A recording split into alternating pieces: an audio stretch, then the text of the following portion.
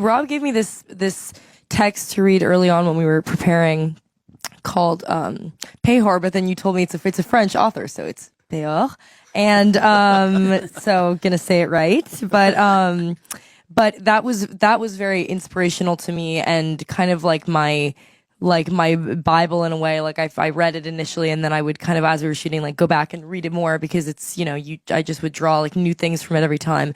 And it's a text about a young girl, very religious young girl, if I'm not mistaken, who has this kind of like sexual awakening love story with this demon, that she calls upon herself. And that's, that's one of the facets of this story that is so fascinating to me, is that it's not so simple as like this young woman who is like pursued or haunted by this monster that she like wants nothing to do with. Like there is a real yearning coming from her side as well. And somebody said to me, I was going to tell you this, somebody said to me in an interview the other day, well, isn't Ellen like this victim? Like, why, you know what I mean? Like, what is it like to play this kind of like victimized character? And I was like, well, I don't think she's a victim at all, because she's kind of calling the shots the entire time. And he, there's a power play there. He's like trying to overtake her in this way and destroy the lives of those around her. But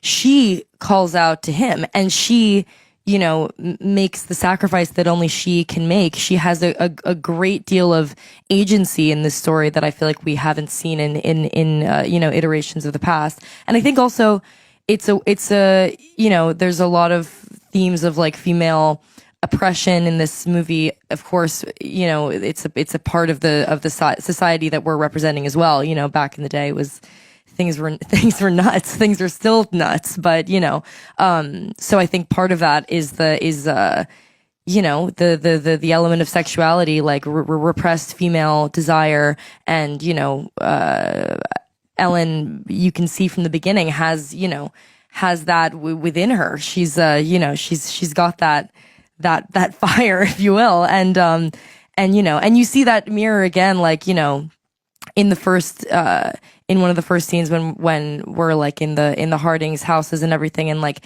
there's this kind of like steamy moment with her husband. Like you can tell that she has that within her, but doesn't really know what to do with it. And then there's like the moment when Friedrich tries to kiss Anna, and she's like, really, in public? Like it's an interesting mirror, because I think Ellen has like so much going on within her that she doesn't know what to do with, because of like the environment that she is a part of. And I think that, Nosferatu himself is the physical kind of manifestation of that darkness and those darker desires that she's learning to come to terms with, I suppose.